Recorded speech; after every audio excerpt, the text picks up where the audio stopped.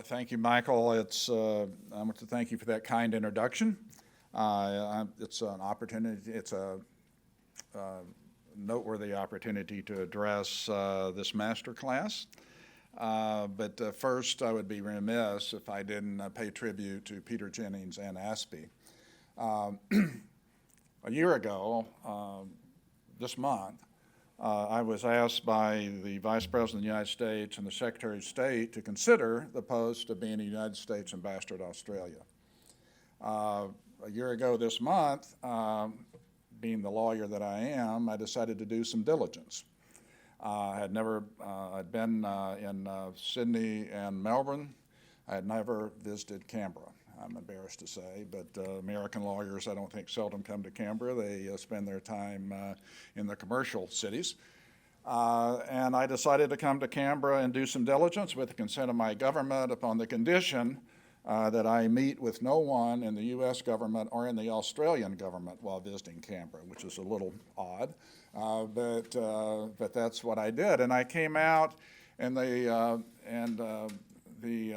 General Mick Crane, who was a friend of a friend, said, well, the first thing we got to do is go over to ASPI and meet with Peter Jennings. Peter didn't know, I don't think, why I was in town. He probably thought I was a bit odd, that I had 50 or 60 questions that I pilloried him with. I did the same with General Angus Houston and a few other noteworthy Australians. And then it was a bit of a setup, I think, in retrospect. Brendan Nelson arranged for me, as a former White House counsel in the Reagan administration, to lay a wreath at the last post ceremony. And I was hooked. And it's been exciting ever since. The U.S. government moved slow. I went back to Washington and said, okay, I'll take the job. But then you go through, even though I had top secret security clearances in 4 administrations, I had to be, we went back to my high school years yet again. The State Department will not accept White House or Defense Department or National Security or CIA security clearances.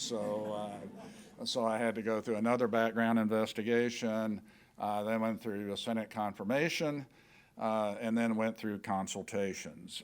So I arrived on March 10, presented my credentials March 13. I've been in country roughly 5 months. The most grievous mistake I made was promising publicly to visit every state and territory in Australia within the first 100 days. I thought that's not a big deal coming from a country with 50 states, that surely I can get around 6 states in 100 days. But what I didn't realize, you just can't show up in Adelaide and get your passport stamped. You need to meet with the governor, the premier, the opposition leader, AmCham, the major U.S. businesses, the defense sites. We're really focusing on younger Australians, and so I would visit the major universities. So you would spend a week, roughly, in each state capital. But I have now been well and thoroughly indoctrinated, and I love your country. It's an impressive place. My bottom line, and I say this with all affection, is that I wish that Australia had the confidence in itself that the United States has in Australia. It's really an impressive place.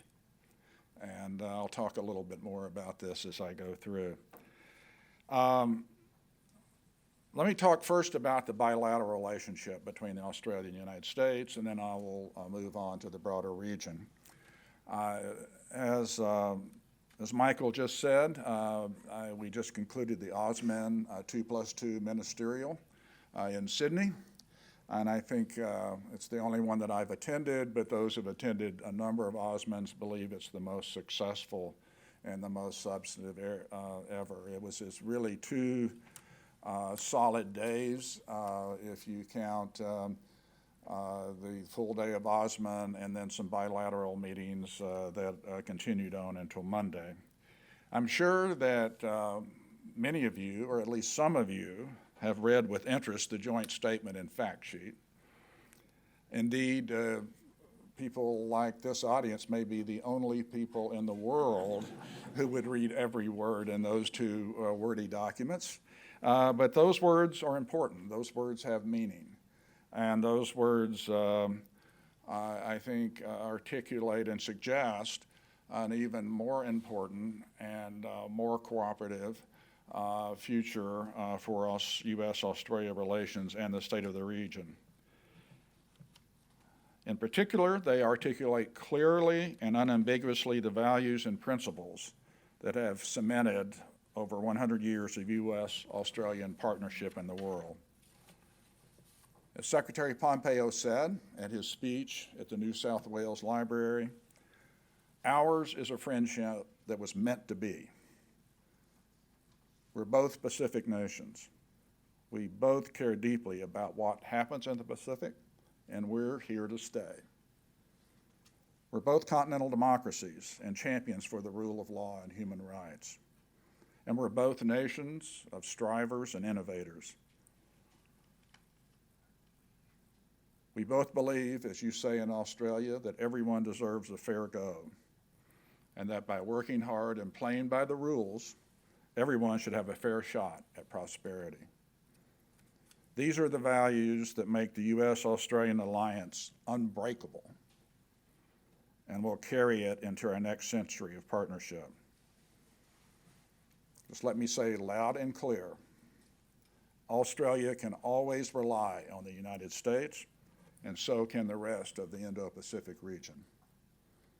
At Osman, Secretary Pompeo and our new Secretary of Defense, Mark Esper, stood alongside Foreign Minister Maurice Payne and Defense Minister Linda Reynolds and outlined our mutual unyielding commitment to contribute to sustainable, transparent, and resilient infrastructure, to promote adherence to international law, to increase cooperation with key partners around the region, especially with Japan, India, Indonesia, and the Pacific Island countries. And, very importantly, to grow our network of partnerships around the region to build a foundation of openness and prosperity throughout the Indo-Pacific. Indeed, the time is right for Australia and the United States to do much more together in the region and beyond. Our Indo-Pacific visions are closely entwined. One only looks at the Australian White Paper and our Indo-Pacific strategy to see how closely they are aligned and intertwined. And we support Prime Minister Morrison's Pacific Step-Up program in the Pacific to help lift living standards, increase independence and sovereignty over economic futures, and improve the well-being and stability of the region overall. Indeed, I come out well and firmly instructed by my government to support this step-up. Australia's $2 billion infrastructure financing initiative for the Pacific is a great step forward. The United States and Australia want our friends to achieve prosperity through responsible economic development, as well as through fair and reciprocal trade and investment. And we're committed to creating the conditions that will allow that to happen. Again, it all goes back to shared values: respect for national sovereignty, openness, transparency, property rights, the rule of law, and human rights. We believe that our countries have a proven formula for prosperity, which begins with creating an environment that encourages innovation, competition, and investment in the future. Cooperation with the United States and with Australia brings mutual benefits, not zero-sum deals, and not what I called in my first press conference after presenting my credentials, payday loan diplomacy, where one side wins and the other risks losing big. At the same time, let me state for the record, we're not asking nations to choose between the United States and China.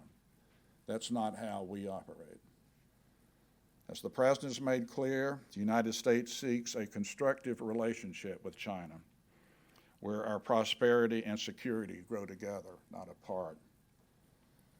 Indeed, just to be clear, we would welcome China to get back on side, to use a sports metaphor, to get back on side and join the United States, Australia, and the other nations in the region in efforts to create the conditions for rules-based growth. We are offering something healthy and sustainable, regional infrastructure development that is open, transparent, competitive, and corruption-free. And looking at some of the private sector representatives in the room, let me hasten to say it's easy sometimes for those of us in government to forget that the amount of private investment in the Indo-Pacific far surpasses the amount of government investment here. Judging how private enterprise has been the engine for driving the astounding prosperity in the region over several decades, we hope that all countries will welcome more of it, and an important part of our policy is to promote additional private investment in the region. Our work with Australia, Japan, New Zealand, and Papua New Guinea on the electrification project in PNG is just a start and a good example. We think this collaborative model will work well elsewhere in the region, and my team at the embassy is working on another project as I left the office. But at the same time, the United States, Australia, and other Pacific nations also agree it's important to shine a spotlight on bad behavior, however and wherever it occurs. That includes speaking out in defense of democracy in Hong Kong and calling out on the Chinese government's human rights abuses against its own citizens, including detaining hundreds of thousands of Uyghurs in Xinjiang.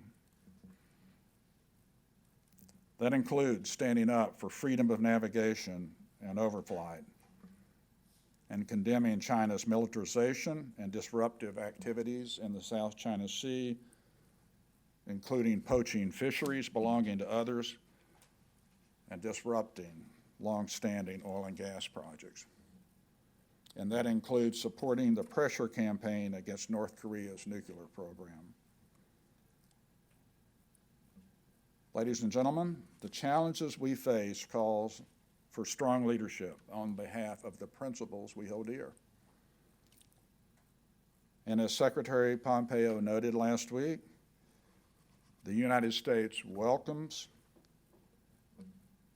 and encourages Australia's expanding leadership role in the region. That's not only a good thing for the region, that's a good thing for the world. In my 5 months as ambassador, I guess which makes me an expert, that's tongue-in-cheek, by the way, I have seen our collective Indo-Pacific strategy take place. During consultations in Washington and during my confirmation hearing while coming out, I heard a lot about the Quad and other partnerships, only to find when I arrived here in March that what sounded good in Washington in concept had yet to take place very much in reality. 5 months in, 5 months later,